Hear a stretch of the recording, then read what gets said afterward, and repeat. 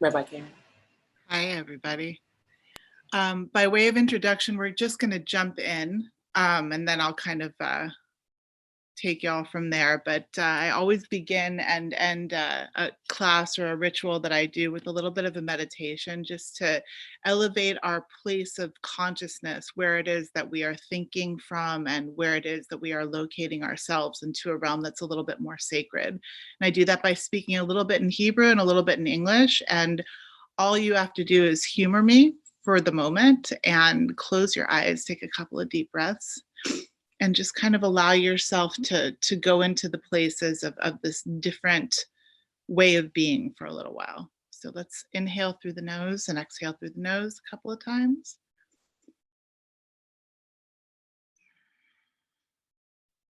Just really allowing the breath to get us back into this moment.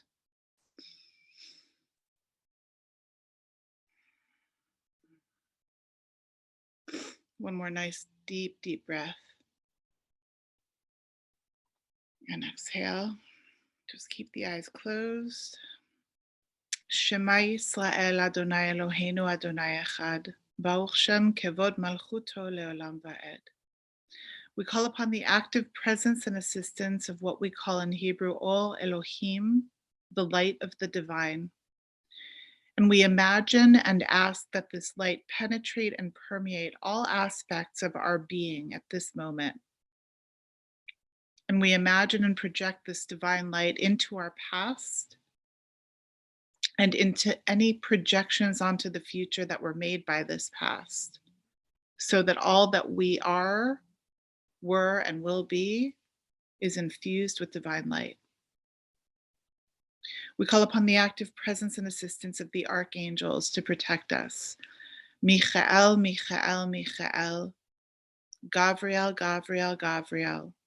Uriel, Uriel, Uriel. Raphael, Raphael, Raphael. We call upon the archangel Raziel, Raziel, Raziel for alchemy and protection. Haniel, Haniel, Haniel for love and beauty. Tzadkiel, Tzadkiel, Tzadkiel for righteousness. Rachamiel, Rachamiel, Rachamiel for compassion. And all other archangels that can be of assistance and support to us individually and collectively at this time and on this day.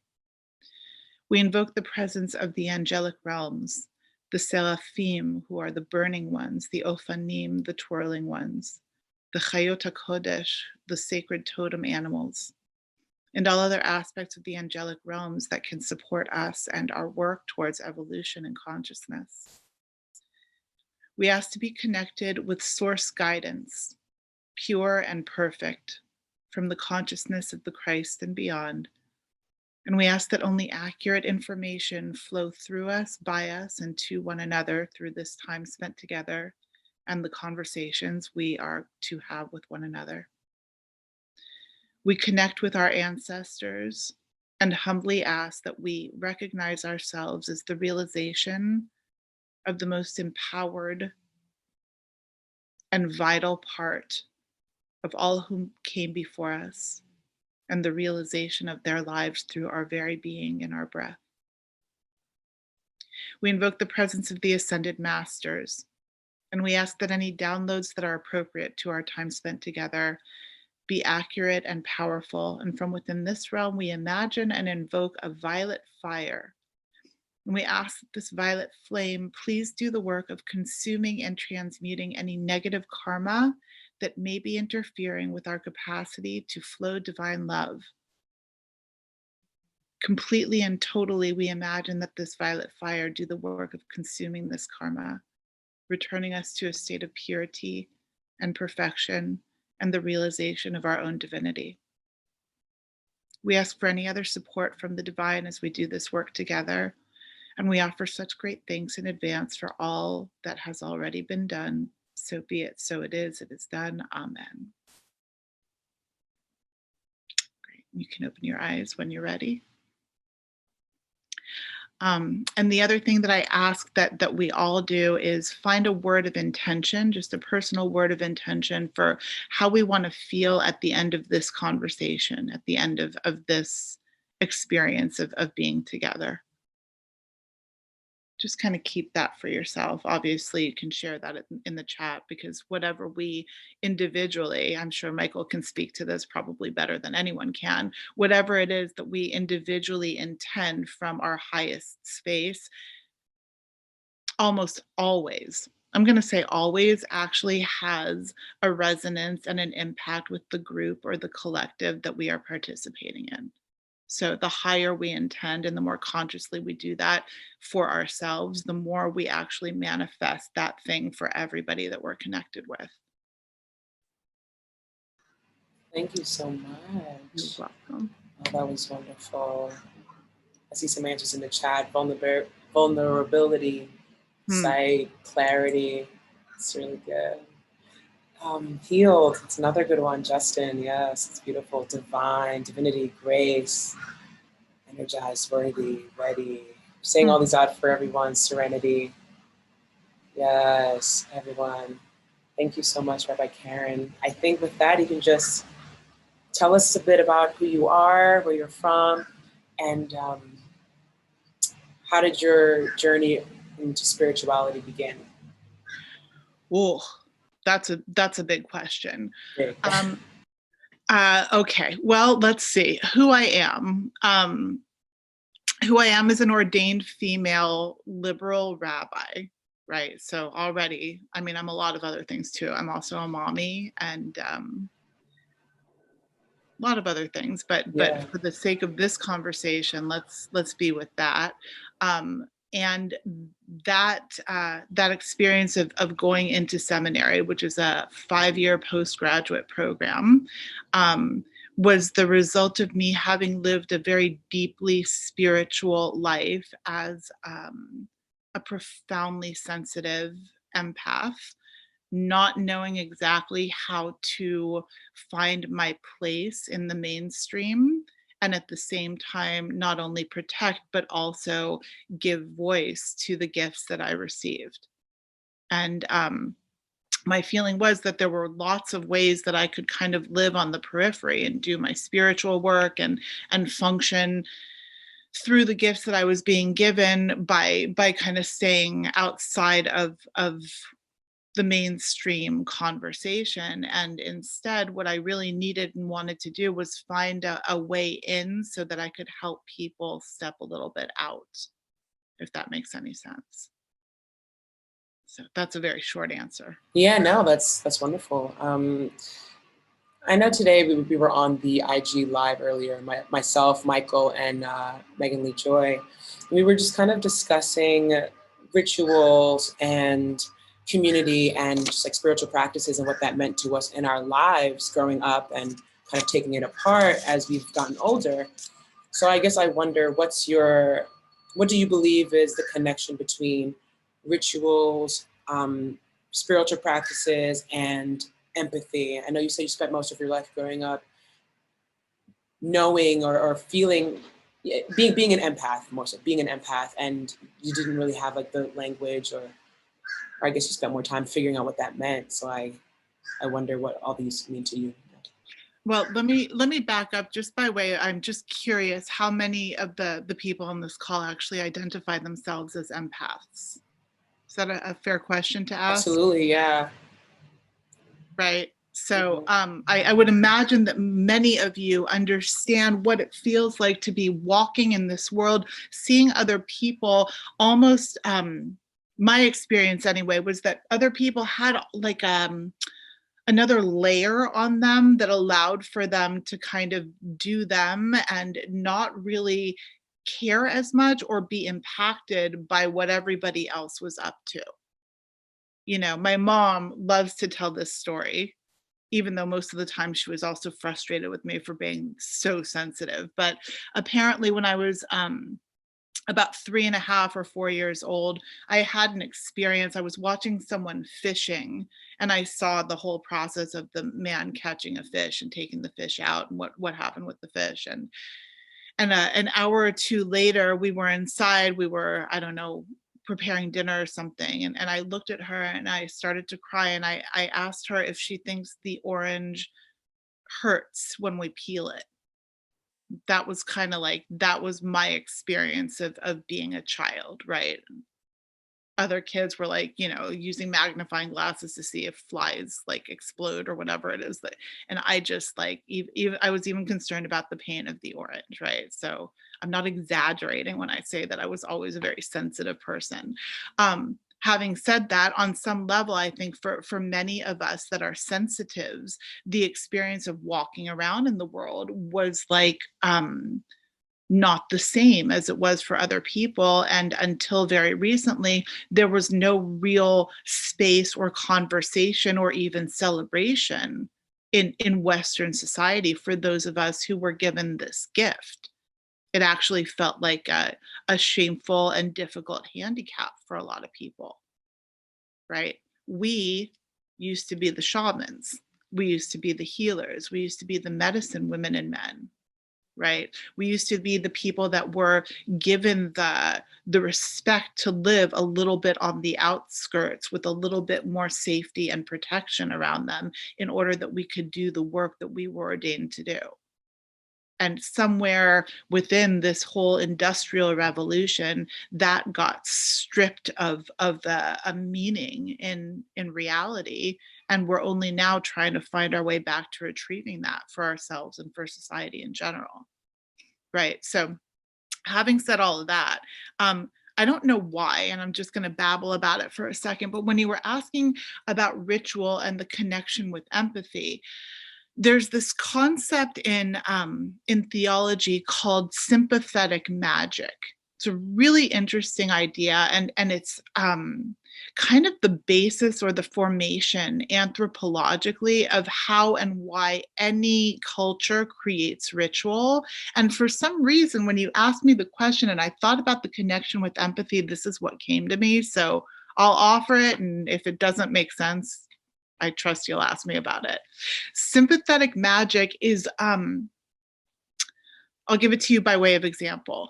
If the Native Americans are planning to do a rain ritual, a rain dance to call upon the rain, they do that in the late fall. Okay, they don't do it in the middle of July on the plains of the desert, because the chances of them actually getting rain doing it then are very slim, right? So they do the ritual to call forth the blessing at just about the right time that the blessing is available to come forth. You get that? Right? That's sympathetic magic. Right? So if I do a blessing to thank the sun for setting and the moon for rising in the middle of the day, I'm going to be kind of shit out of luck, right? If I do that blessing right around twilight, when that's inevitably going to happen anyway, not only do I feel empowered, but I actually align with the forces of the universe such that they are more empowered by my agreeing with and believing in them. And I, for some reason, think that on some level, that's the feeling of like universal empathy, that like we feel in to when and what is already happening, and we choose it and bless it and empower it and therefore become the source of it on some level, right? So that's my big answer. There's more human answers, but that's what I would say about all this. I like that big answer. Someone, I'll just ask you this question. Michael just proposed it. Does the term sympathetic magic mean to trivialize the ritual of honor, trivialize the ritual or honor it? What do you think? Does it mean to realize the ritual or honor it? Trivialize, sorry. I mean, to trivialize. No, I think it's actually exactly the opposite. I mean, maybe the term is a little bit academic and condescending. I would probably use a different use of language around it if I were talking about it. But no, sympathetic. Maybe it's more empathetic magic than sympathetic magic that we should be talking about. Right? This feeling of what is, and I'm going to be with what is and actually make it sacred. by my own actions, and therefore lifted up into a place where it becomes even more of what it could be. Right. Right. That's the essence of ritual, right? Mm-hmm. It is what it is that we have a birthday. Happens to all of us every year, right? If we take that time during our birthday to sit down, what do we all do, right? On a good birthday, we sit down with people that we love. Someone brings us a tasty cake with a candle on top. Everybody sings the same song. We close our eyes, we make a wish, we blow out the candle, everybody claps, and then we move and transition into this next phase of our life. That's a ritual, right? The birthday's going to happen anyway, Oh my gosh. right? Yeah, My driver's absolutely. license just expired. It was inevitable I was having a birthday. Like it happens, right? But what I do with that moment in between the age I was and the age I will be, if I ritualize it and elevate it and create wishes and songs and dances around it, then all of a sudden what is becomes something holy, and I am made holier as I move towards the future as a result of that. Does that answer the question? Yeah. Michael, Yeah, yeah. it gives me even more places to explore. I think we can very easily just take moments like that aren't promised for granted, and on the flip side, we can make a ritual out of it. We can literally honor it. Right. Any moment. And again, for empaths, that's incredibly important because it creates a sacred space around things that other people are just treating like nothing. Mm-hmm. You know, empaths have a natural inclination towards giving meaning and feeling into the intensity of it all, right? So when we can create ritual and holiness around things, we actually give ourselves and the world permission to make these moments what they ought to be. Yeah. Yes. Oh, yes. I like this. It's great. I have one more question for you. What are your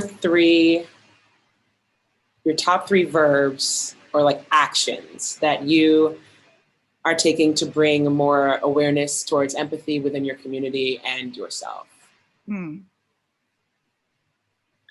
Top three actions that I take. Ask the question again. That's Yeah. What are your top three actions, and or I usually like to, if you can give me verbs like to something. I like activators. So what are your top three verbs that you would use to describe how you're bringing more awareness towards empathy and compassion within yourself and your community? Okay. Well, the first thing is that I make a deep commitment in my individual sessions and also whenever I'm leading a ritual to making sure that people have a safe space. I do a lot of work with women in women's groups, but men actually, I have this fantasy to create a men's group this year. We're here for you, just so you know that. I think that we need to have a safe space to speak about the way we feel, right? And I'll start with the way I work with men around this because and also children. It's very interesting. Feelings and emotions are a little bit different, and sometimes it's helpful for people who have not had permission to express or even be conscious to that aspect of their beings to begin with how they feel. And at the end of the day, it's important for all of us, but women are better at kind of quickly translating back and forth between these more complicated verbalized expressions of being and the feelings that they're having, right? A feeling is like someone says something hurtful and I literally feel like my stomach just kind of like gets tied up in knots, right? And if I say to them, wow, my stomach just got really tied up in knots when you said that, right? Not like you said something wrong or you hurt my feelings or, I'm having an issue with blah, blah, blah, or any of that complicated language, but just very simply, this is the feeling that I am having in my body, and I want to share it with you. Very few people hear that and just say like, well, whatever. Even if it's a narcissist, even if it's someone who's really kind of intentionally hurting, when you express what you're feeling, it's very unusual for the conversation to just keep on going. It creates just a fundamental sense of resonance and therefore empathy, right? Even, somebody tells me how they cut their finger, right? I feel it. I can ask you right now, if you just think, you don't even have to close your eyes, but you can if you want to. If you just think right now about biting into a lemon, who is not salivating more right now, right? You just feel your mouth pucker up. No lemon in sight, just a passing thought about that, right? And all of a sudden you have this resonance with that experience, with that feeling. Right. So that's the essence of where I go to create that conversation is let's be with our feelings and find a safe space to express them and do it in a way that's not accusing and not blaming and not victimized, but just sharing. This is what's up for me fundamentally. Yes. That was only one, but it's kind of three. That's kind of, yeah, there's a lot in there. I'm taking it. Thank you so much, Rabbi Karen. I am really riveted by this conversation. I think from everything we spoke about earlier today with Michael and Megan Lee Joy and just the questions that are coming up, I think Caroline said it best. We're obsessed with you. Cool. Thank you, Rabbi Karen. I will let you lead us out with a grounding. Beautiful. Yeah, absolutely. Thank you. All right. So let's close our eyes again and really kind of get present to our sittingness, right? Our state of sitting wherever we are. The relationship between where our body and whatever we are sitting on meet. Let's just be there for a moment with our legs and our root chakra, the relationship that we're having with the ground beneath us, the experience of gravity that allows us to be in this position, sitting connected with a very deeply thriving and living Mother Earth, that we can offer our love and our appreciation for simply by being on top of her and with her. Just offering our gratitude, opening our hearts, feeding her with some of the nourishment and the energy and the love that she gives back to us. And we're very quickly just going to take an active tour of the energy centers in the middle of our body by color. So we're going to begin at the top of the head, right at the crown, and we're going to imagine that there is an active white light, almost like a halo, that expands itself right around the top of the head. Then we bring our attention to the center of our forehead, and there we imagine a very vibrant violet light circulating within and around the head. We move our energy and our attention into the throat, activating a sapphire blue light, radiating out of the neck and the throat. Remembering to breathe.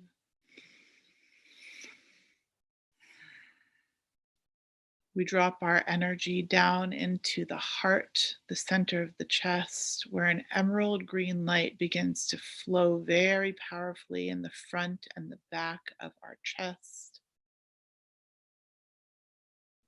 all around us. We can imagine and visualize a very powerful, expansive green light.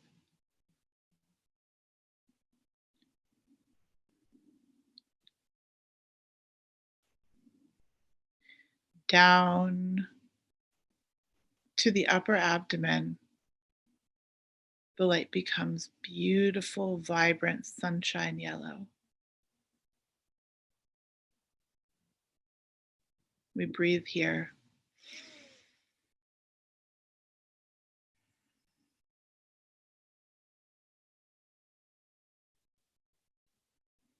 As we move into the abdomen, the lower abdomen, a very golden orange light begins to warm and activate and circulate and secure us on the planet. And finally, deep down into the pelvis, back to where we started, a ruby red light that travels all the way down our legs and into the earth. And we breathe again, inhaling deeply, exhaling fully. We offer such great thanks for this time that we get to spend together and the conversations and activations that we share with one another through the divine light. We declare that there be love and light before us, behind us, at our left, at our right, above us, below us, unto us, in our surroundings, to all into the universe.